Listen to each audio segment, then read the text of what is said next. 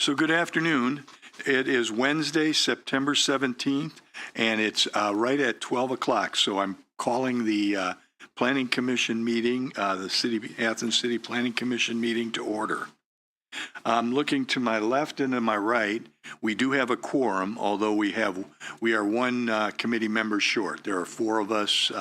The mayor's traveling and is not able to join us this afternoon, but like I say, we do have a quorum. The first order of business, I'd like to ask anybody who may choose to speak to raise their right hand, and then hopefully you will agree with what I have to say, which is that you will any testimony you provide before the commission today will be accurate and true to the best of your knowledge. And yes. Thank you. Okay, the first item of business is the disposition of the minutes from the September 3rd meeting. Has everyone had a chance to take a look at those minutes? I think Monica's done a real good job with them. Does anybody have any questions or concerns about anything that's presented in the minutes? If not, I would entertain a motion to approve the September 3rd minutes as presented to us. I motion to approve. Thank you. Is there a second? Second. Second. So then all in favor of approving those minutes and accepting the motion, say aye. Aye. Okay, and I don't think there was anybody opposed, was there? No. Okay, thank you. So, I don't know, this may be a rather quick meeting. We have no cases today. We have no communications. Mr. Riggs, do you have a report for us today? I do not have any reports for you today. Okay. We can fall back, if Megan does make it, we can fall back and check with her on what she might have. So I guess I'm going to skip the opportunity for citizens to speak about items not covered by the agenda, since I do see several people that are here to listen to what is to be said about the other business that we have, which is SOWASH Law Office's suggestion or request on behalf of several citizens in the Plains that the Planning Commission consider the two projects, the lofts and the Cornerstone development, as subdivisions, PUDs. And so I think, so to date, what I've seen is we've gotten a letter that was given to us where Mr. Sowash spent some time looking at the Ohio, the Ohio Revised Code, and he has put together 5 or 6 points where he feels that it really should be considered a subdivision.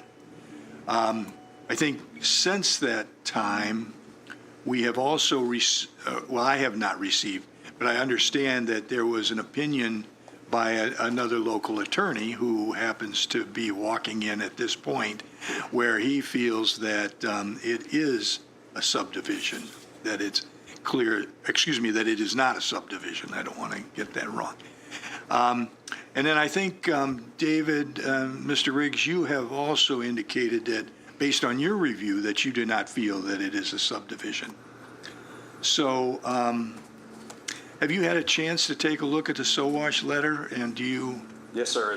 There were two SOWASH letters. One was August 26th, where they presented some case that basically, in my opinion, it looked like they were asking us to revisit the decision that was made about whether or not this was these two projects that are outside of the city but within the 3-mile corporate limits would be considered a subdivision. They sent a second letter with additional information on September the 2nd, I believe, and those should be in your packets, with some more information on that. So we started looking at this when the first letters came in, and it did go to Planning Commission, just a notification that these developments were occurring outside of the city. We didn't at that time consider those to be subdivisions because there was no clear subdivision of land. Right, so subdivisions are the basis of that's what they are. They're subdivision of land. We were asked later by the county planner to look at the plans because we actually had a full set of design drawings or partial design drawings at the time for both those projects. And Connor Lavelle, the city or the county planner, sent those to us, to me and Megan, and we reviewed that, and it didn't look like we were looked at different criteria for whether or not this should be considered a subdivision, and didn't look like to us like it was a subdivision. Certainly not a typical subdivision. A typical subdivision would have a road, streets, and lots that would be sold off of. That's a typical subdivision. But there are other circumstances where you could technically consider a development a subdivision, even though it didn't apply to the standard type of subdivision. Looking at that, at those other standards, it still didn't look to us like it was. It would be considered a subdivision and would be subject to our jurisdiction. Our jurisdiction is very specific for projects that are outside of the city. We can only look at subdivisions. We don't look at other types of commercial developments or residential developments that are not subdivisions. But there is a lot of technical information here, and so one of the suggestions would be that this board, that this commission, would ask the question of the law director as to whether or not, from a legal standpoint, either one of these developments would be considered a subdivision. Any thoughts from the commissioners on this? You know, in general, this is, thank you, Mr. Chair. I think that, oftentimes the city of Athens is asked to reach outside of the city to achieve certain goals for residents that are outside the city, but otherwise the residents aren't interested in annexing the city. We dealt with this not that long ago on Lavelle Road. As we considered, in that case, it was a subdivision, and it was a matter of whether or not it was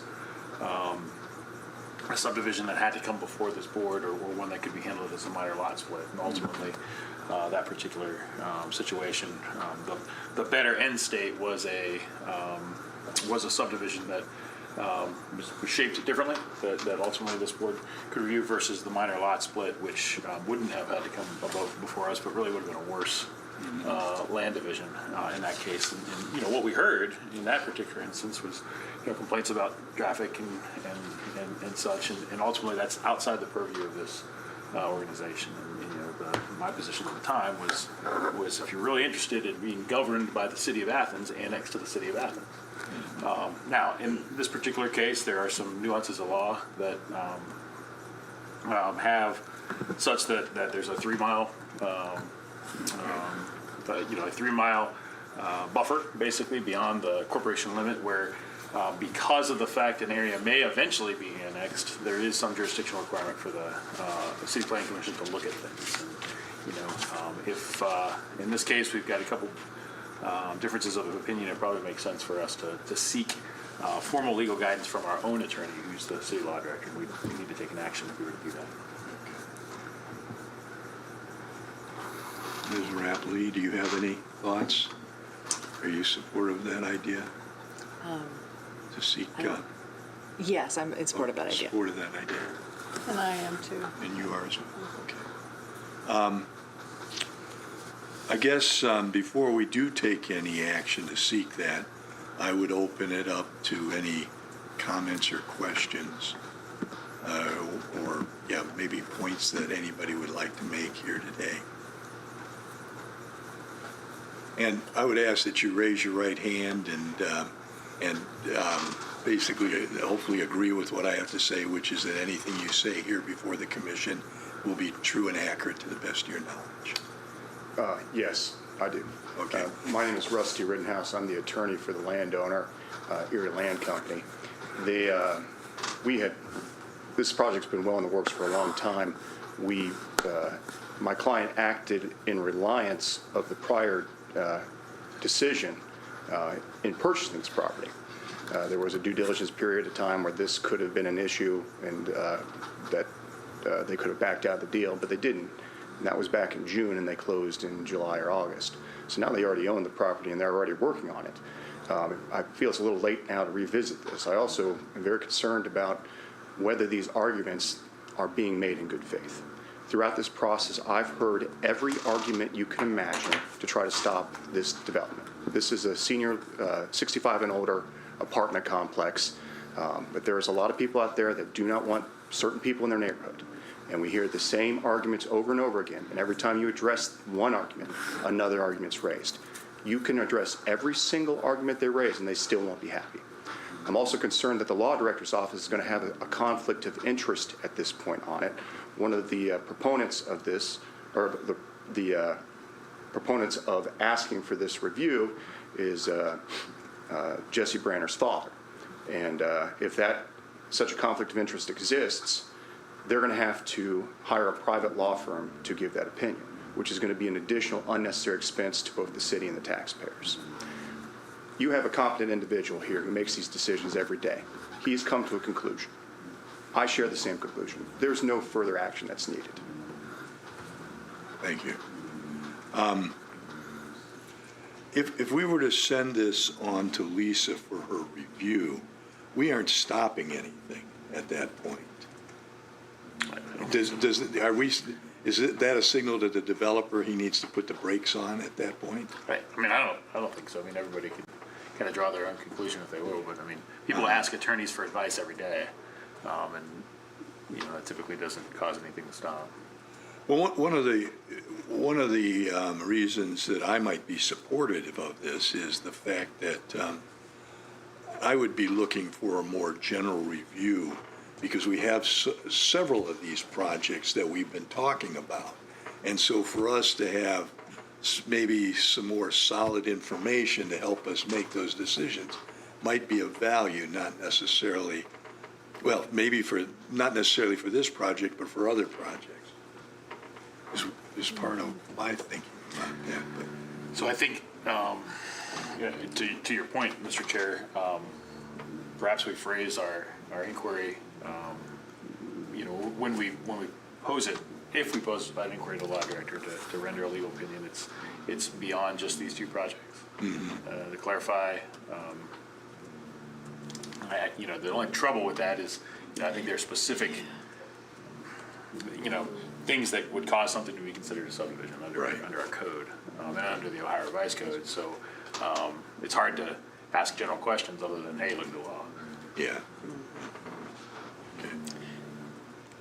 I mean, can we also ask so that it is settled? Because my question would be, if the law director says it is subject to, or the firm, the legal opinion finds that it is subject to subdivision regulations, is that going to cause the developer to have to make changes? So I would think the sooner the better that we could, and I know our law office always acts efficiently, but just to say that it does have time considerations in respect for the developer. I don't know how long it would take for the law office to hire a consultant, what process they'd have to go to. That will probably slow down the opinion. I think she could go pretty quick, honestly. Yeah. Okay. Okay. Any other comments from anybody? Okay. Name and address, please. Rob Delich, I live at 124 Morris Avenue here in the city of Athens. One thing I'm wondering, hearing this, is even if the law director were to say that these subdivisions in question currently are subject to a review by the Planning Commission, what criteria would the Planning Commission use to assess or look at those projects, and what could happen? In other words, could the Planning Commission say these are not allowed based on whatever criteria we have to review. I don't know what those criteria are. And is it, in other words, sort of, is it a waste of time anyway? Is there anything that the Planning Commission would do that would affect these projects, even if the law director said yes?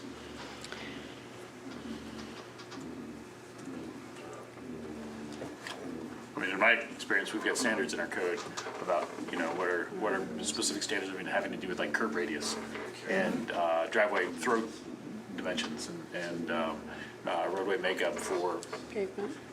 for subdivisions. thickness, And yeah. those are typically what we look for, not do we like it or not, but does it comport or does it comply with these particular standards that are established in the subdivision slope requirements?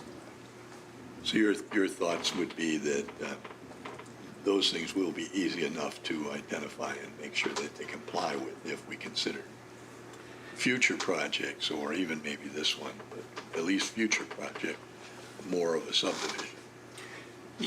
Yeah, I mean, I don't know, maybe we'll speak a little bit more to David, but that's what we're charged with, is making sure that things, comply with that, as opposed to do you like it or do you not like it? Yeah, so subdivision regulations would actually kick in our Title 21 subdivision regulations. There's a lot of criteria for what's required for developments that are subject to our Title 21 subdivision regulations.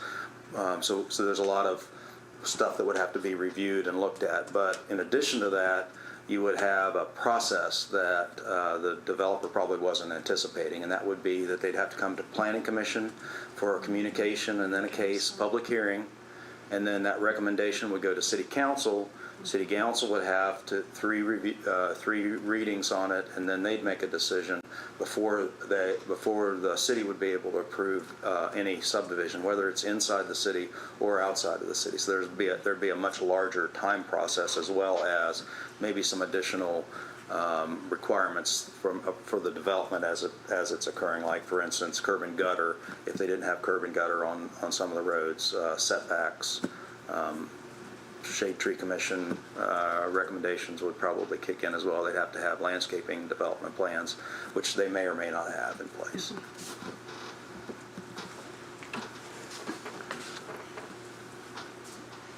So then to continue, it seems to me that that's a rather onerous requirement this late in the game for these projects. And I do think personally that it'd be ridiculous to try and do that. So I would hope that the law review would be more about the future than about these particular projects. My 2 cents worth. And then I want to make sure that these two gentlemen have an opportunity as well to speak. I wouldn't oppose you doing a general review that you'd use for future projects, but for this one, we've already changed the plans in based off of the initial responses of the city on these issues, and that was back in June or July. So to ask us to change them again, we're already in the process of going forward, and it's just going to, I don't know if you remember the city council meeting where they had the issue over the project that was going to be on Pomeroy Road. Everybody and their brother showed up and just puts peer pressure on every issue you can. Again, not in my backyard. Those same arguments. And you're going to face that and have this other pressure based on, not on this criteria, but on everyone else's opinions and feelings on it. That's going to waste a ton of time and slow us down and cost us a bunch of money. And it's not right at this point after we've already closed on the deal. Gentlemen, do either of you want to say something? Okay, I'm John Branner, Jesse Branner's father. So I want to address that issue of that Rusty brought up about the conflict. And I'm having trouble hearing you, so I would Okay. say make sure you're speaking to the speaker so we can make sure we are able to if I record get too it, close your again, statements yeah. accurately. Yeah. Okay, I'm John Branner. Thank you. And it was brought up about, number one, about the possible conflict of interest. And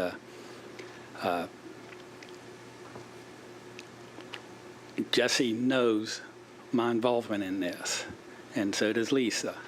And I don't even talk to her about it. Furthermore, she's out on maternity leave for several months. We just had another grand girl. Jamie Ray's her name, in case you're interested. But She's a cutie. Now, we're in a difficult position here. You know, we're all community members. We know each other, and we've been. These are kind of a new thing that's come into the community. You know, affordable housing is needed. We are not NIMBYs. We just like to have a little bit of planning for these things to be fit into the community, both for the future residents and for the surrounding residents, and not to drown our infrastructure. You know, like in the Plains, you're looking, again, over 100 units coming in, and a square footage of probably a couple acres. So these things need to be looked at. And I hear your point. If I was a surveying engineer, I was on the developer side. I know it costs money, and I feel your pain. You got to keep changing stuff. So perhaps there could be a compromise. You know, maybe you guys can expedite. You know, review it, get it under a subdivision, expedite the review. Maybe not go through all 3 readings of City Council. You know, let's just work together. I like to see senior housing out there. That's never the problem. People up and down the street, we are not what you call NIMBYs. We live anywhere into houses and to trailers and to apartments. You know, we aren't your typical NIMBYs. Anybody I signed was just concerned about the lack of planning. And we depend on the Athens City Planning Commission to look at their 3-mile jurisdiction. You know, it's sort of an odd duck because the sewer is the county, the water, I think, is the city, the roads are the township. So we just need a central office toward all things can get coordinated. You know, these development, I feel developers' pain. I'd be kind of, you know, I get Rusty's point. You go to one person, another person, you got to change a plan. And then does this other guy get the changed in plan? I think there's about 5 or 6 different plans out there. And the last time I looked at the plan on the sewer that Oscar had, it was an outdated plan. But my point is we've got a real problem here on these large developments coming in. Not because we don't want the people here, not because we don't want the affordable housing. It's because we need a coordinated planning effort. And maybe in this particular case, because these guys are already in the buck and shoot, you know, maybe you can just, you know, give them a short count and expedite the process.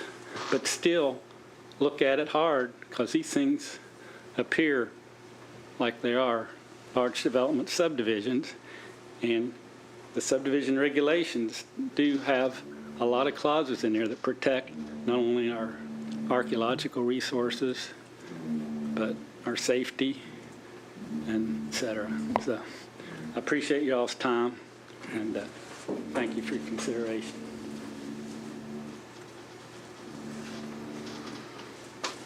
Hi, Todd Atchison, 1451 Grimm Road, Athens. Following up on John's comments and commenting on Rusty's comments, I just want to reinforce that you'll find no comments that we're against affordable housing or that we actually would like to stop these developments. They don't exist. The neighbors here are concerned about preserving quality of their neighborhood. And unfortunately, the plain zoning is very immature. They call it light zoning. It just lacks in many of the aspects that are even in the subdivision regulations for both the county and the city. My primary example of how much has slipped through is the Cornerstone development, where you've got 2 buildings within 20 feet of the city bus garage. And I mean, I wouldn't put my dog there in terms of the noise and fumes that emanate from the city bus garage, but they're going to have multi-story buildings with families there. And there is no guidance in the plains in terms of separation of different types of land use. The bus garage is basically an industrial site. And there's a question? Yeah, I don't know, which city bus garage? City Schools bus garage. Okay, Sorry. thank you. Okay. City Schools, sorry. Anyway, you can look at the plat and see the proximity of the buildings to the bus garage. That's just one example of what we've been raising. That's just an inappropriate placement of people, flat out. And the subdivision regulations call for separation of different land use types. So that's one example. The primary issue is that there is no mandate for public hearings or public input in terms of these LIHTC developments. The developers seek out sewer and water in places that have minimal control or land use plans. Those are the sweet spot. They found them in the plains. There were 4 developments, LIHTC developments, originally proposed when we first discovered this. The only reason, I just need to remind you, the only reason that we know or discovered that these developments were going on was Walter Cooper was out doing core samples. And John and I were around, and we saw it, and we asked, and we found out. Otherwise, there would be no notice. There never was any notice to the neighborhoods. There's no requirement for public hearings in the Athens Township zoning. OFA, the funding agency, has 0 requirements for public input. They just have a clean hands policy where any issues are the local jurisdiction's issues. They aren't theirs. They don't even follow their own regulations, which is a whole nother kettle of fish. But some of the fundamental issues, besides the cornerstone separation of industrial and residential, is the archaeological one, and we have been beating that drum since day one. The environmental reviews for both these developments don't even have the word archaeology in them. And the Plains is on the National Register of Historic Places, the whole of the Plains, over 2,000 acres, as earthworks, an earthworks zone because of the depth and magnitude of the archaeological sites. We know about Indian mounds, but 90% of the archaeological information and sites are underground because the whole place was plowed for hundreds of years. So OFA didn't recognize that. The environmental consultants didn't recognize that. The developers could look out and see Indian mounds within 100 feet of their developments. I have one on my property, and there was no recognition of this. Both those development sites are on top of registered archaeological sites in the Ohio Archaeological Inventory.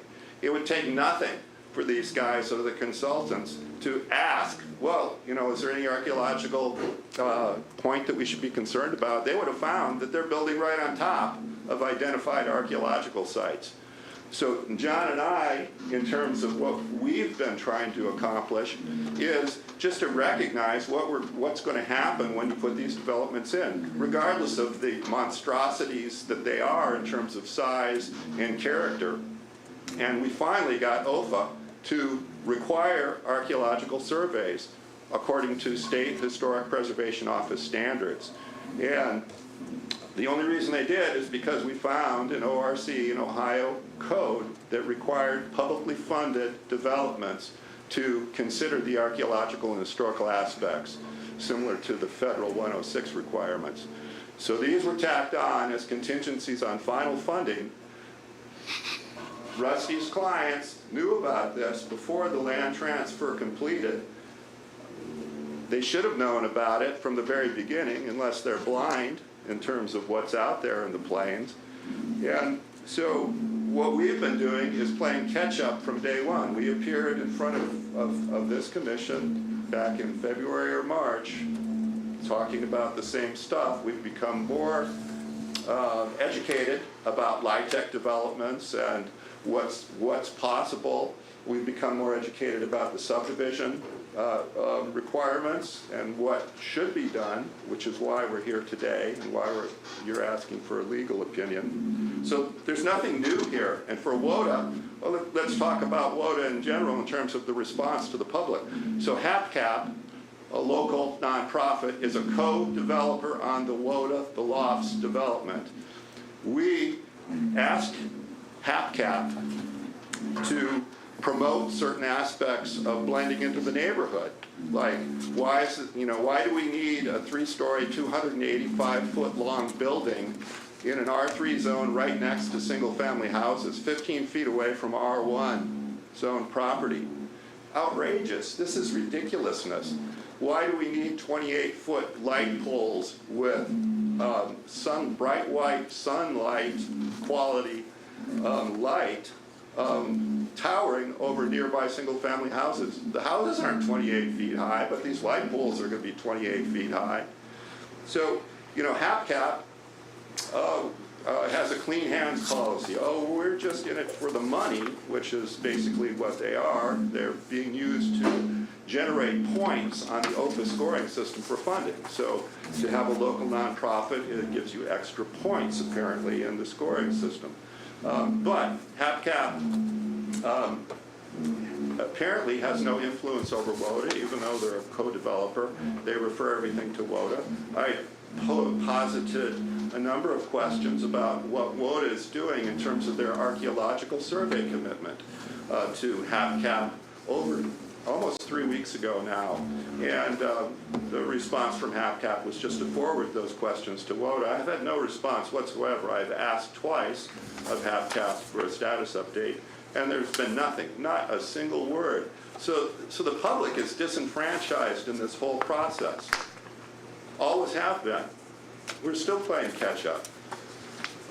So this subdivision review should have occurred long ago.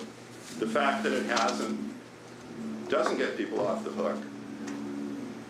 The neighbors aren't against affordable housing. The neighbors wanted to be involved in having this affordable housing integrate with the neighborhood appropriately and not be driven completely by OPA's point scoring system, where the larger the development is, the more likely you're going to get funded. So these developments are basically as large as is possible to fit on the lots. The only restriction, thank you Athens Township zoning, is that you are required to have 2 parking spaces per dwelling. That's it. Otherwise, you could be as tall as you wanted and basically cover as much as you wanted. So, we could go on a long time, but, Rusty's comments about we don't want those certain kinds of people, he's raised this before, and, he's never heard this. This kind of comment has never come out of John's mouth, my mouth, or the group of people on East First Street that we have a loose organization and are concerned about what happens to their neighborhood. So it's a red herring. It sounds great.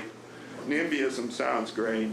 But the fact that we've been hanging in there with the same arguments for 6, 7 months, whatever it is now, 8 months, indicates profoundly that it's not a NIMBY. There is my neighborhood concern or my backyard concern, but it's not exclusionary. It's that we would like to have a nice neighborhood and one that reflects the history of the neighborhood and neighborhood involvement in what happens to its future. So, right now, the developments can't move forward until their archaeological surveys are complete.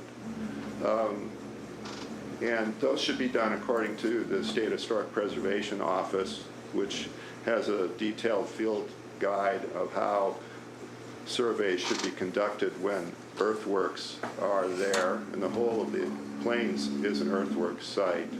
There's no indication that WODA Cooper has performed that type of survey. I don't want to get into a head-butting match here, but I'll just wrap up that we have a long history of asking for reasonable review, and the fact that we're at this point late in the game really is not irrelevant, but doesn't answer the question of why the public is not getting the involvement that they deserve. Thank you. Thank you.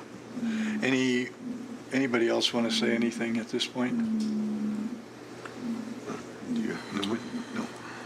No. So basically, months ago, we reviewed this and based on information we received from the code office, felt that it wasn't a PUD, it wasn't a subdivision.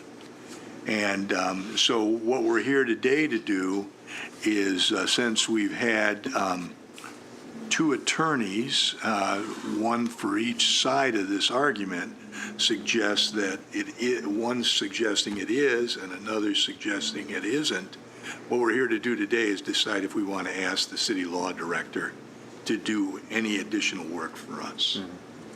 So with that, I would entertain a motion from someone if regarding this. Anybody want to? Well, I'll move Okay. to have the law director's office review further this particular proposals that have come before the Planning Commission as expeditiously as possible. Okay.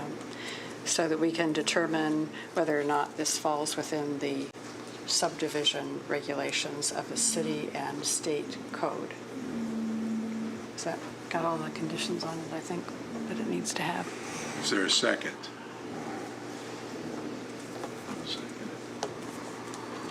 I'll second. Okay, thank you.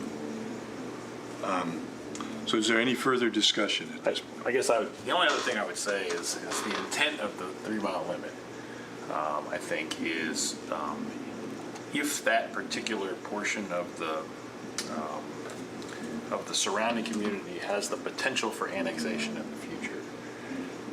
Now, there's also the aspect of is there a demand on the infrastructure of the city?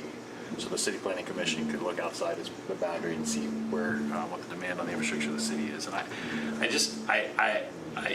to clarify a point earlier, there is city water used at this location, but the city sells the water to the county, and then the county does with it as it sees fit. So it's not individually served residents as far as by the city water system.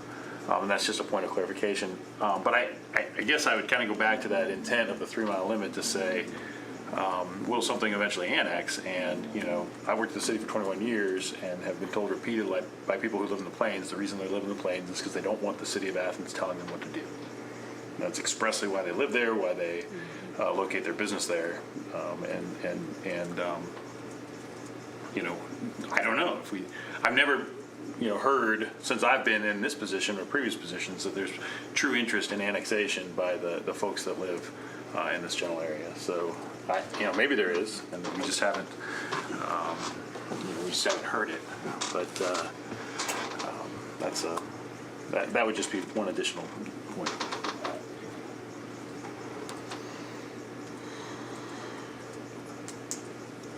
So we have a motion on the floor.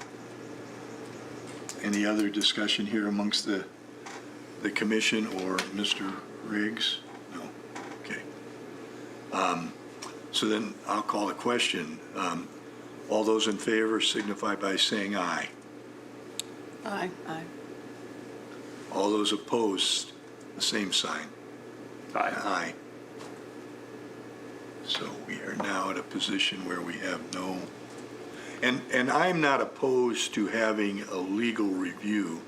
I don't want to put any additional burden on the developer in the plains, since our best information at the time when we did this was that this was not a subdivision.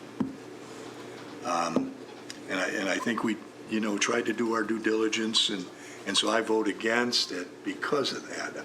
I'm not opposed to the idea of learning more about whether we, our regulations need some modification or adjustment, but that's where I'm at.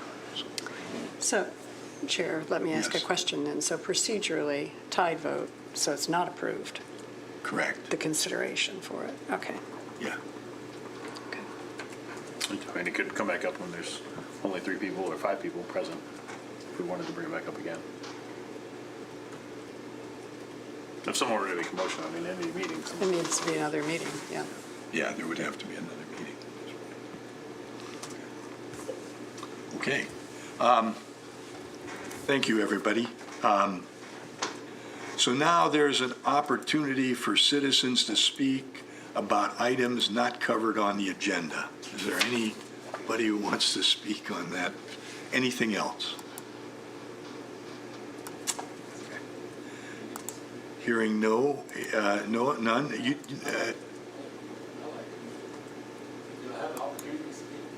Yeah, not about our review of of this subdivision at this point.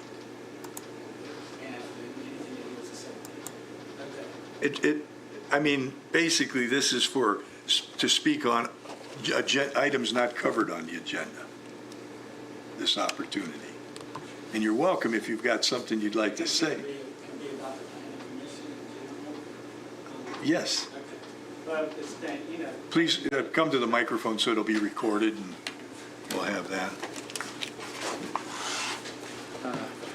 So, taking to Andy's, whether the Plains gets annexed or not is immaterial, but on having the citizens have some kind of oversight on these subdivision regulations.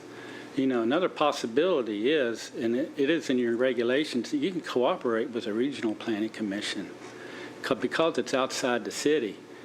You can pass on a lot of work to them. If you aren't interested in, I know your workload's high, and because you have all kinds of projects going in, but consider that in the future. Whether the Plain citizens want to be city citizens should not negate any kind of special consideration on protecting their health and welfare and their planning. The County Regional Planning Commission would probably cooperate in looking over these developments, and that's another consideration you might consider. Although you might not consider them subdivisions, they might consider them subdivisions. Until you get like a legal opinion. So my understanding, well, I'm getting into the, I'm sorry, I'm crossing that line, and I apologize. Thank you. I'm I'm kind of intrigued by the fact that after I've lived in this community now almost 50 years, and the Plains has at least the Athens Township portion of the Plains has made a decision to have zoning, and I'm kind of curious as to how that plays out. Are people going to be happy with that and continue to add some additional restrictions so that it isn't an infant zoning regulation or whatever? I'll be interested to watch that, because all the years I've been here, you could do about anything you wanted in the Plains. Right, yeah. And it made it, but you realize there's a distinction between zoning and planning. They cooperate. You can't. One doesn't replace another. I just want to clarify that. Just because they have zoning, we don't need to have any kind of planning oversight. I mean, that's. I don't want to preach to the choir on that. But my fear is that you're going to get more infrastructure in here, especially sewer and water, and these developments are going to just sort of tag on. They'll be out of town because these are large capital, and without any oversight. This had some oversight because it was an Athens Township portion. Further down the road where the sandstone apartments are, there's no zoning there. They can build a 20-story Trump Tower if they want to, Right. And without any, and if there's no subdivision oversight, because, hey, these aren't developments, like the one development has 5 manholes. Hey, we're all private. The reason that we're going to be public, now they're private. I get it. I was on the developer side. You want to get your project through and smooth, and there's checks and balances. And we're looking for you as sort of a check and balance to watch out for the community and watch for these big dogs from Columbus coming down and getting the money from Light Tech, because they can say, hey, we can put in a lot of units and there's no oversight, and the spreadsheets found out good. We were up at the board meeting and the board was clueless on that these two developments were right across the street from one another. They just look at the spreadsheets. You know, and that took us by, man, so, but if we had somebody like yourselves, just to kind of oversee this stuff, it would sure help. And the only way to do this is to look at your subdivisions, Yeah. large developments. Just because you make the lot split doesn't not make the subdivision. That's legal. Thank you. So, is there anything else for the good of the order? Hearing nothing, then I will move that we are adjourned.